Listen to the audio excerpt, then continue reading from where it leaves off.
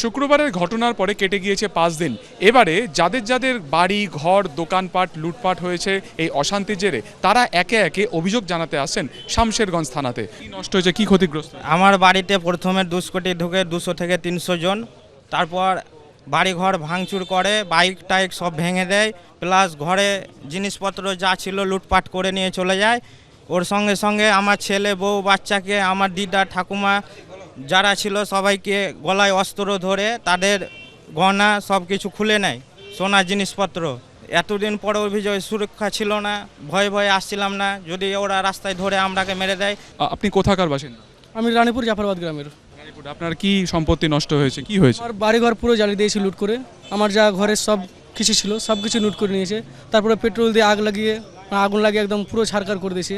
যে কি খাবো কি পরবো তার কিছু আমার কাছে কাপড় নেই, জামা কাপড় নেই, খাবার নেই, সব চালের হাঁড়ি ছিল, চালের হাঁড়িগুলো নেই, অনেক কিছু আমার নষ্ট হয়ে গেছে, পুরো শেষ হয়ে গেছে, আমার কাছে কিছুই নেই, একদম নিঃস্ব হয়ে গেছি। শনিবারের ঘটনা আসেনি তার জন্য যে আমাদের জায়গাটা খারাপ ভালো নাই, আমাদের সুরক্ষা পাইনি, তো পুলিশ প্রশাসন যায়নি অনেকক্ষণ পর গিয়েছিল। আপনার নামটা বলুন। আমার নাম বলরাম পাল। আপনার নাম কি? আপনার হাতে আমি দেখতে পাচ্ছি ছবিও রয়েছে। আমার নাম মোহাম্মদ রফিকুল শেখ, আমার ফারাক্কা থানা বাড়ি, মহেশপুর জিপি। আমার নেয়ার শিব মন্দির পোস্ট অফিসের নিচে চা কফির দোকান ছিল।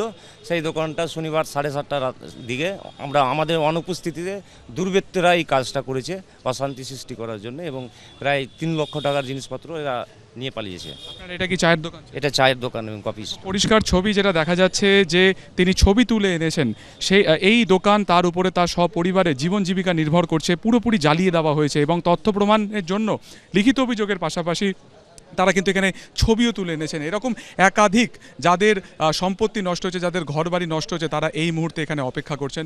আপনি কি কমপ্লেন, আপনার কি অভিযোগ দায়ের করা হয়ে গেছে? আমরা দেখতে পাচ্ছি স্ট্যাম্প দেওয়া আছে। আমার স্বর্ণকারের দোকান, আমার দোকান, হ্যাঁ সোনার দোকান। আমার বাড়ি হলো জাফরাবাদ পঞ্চায়েত বাড়ি, আর 16 নম্বর ওয়ার্ডে হচ্ছে আমার দোকান। সেই দোকান শুক্রবারের দিন 4টার সময় লুট হোক, প্রায় 6 থেকে 7 লক্ষ টাকার জিনিস আমার সব বেকার করে দিই। আপনার নামটা বলুন। আমার নাম হচ্ছে সমীর দাস। কি হয়েছে আপনার? আমার বাড়ি সবকে জ্বালিয়ে একবারে করে দিয়েছে, শেষ করে দিয়েছে, আমি কিচ্ছু বাইর করতে পারিনি। কতদিন অভিযোগ জানাতে আসেননি কেন? এতদিন আসেনি, মানে লুক গিয়েছিল, হ্যাঁ ভয়ে। আপনার নামটা বলুন। বিউটি দাস।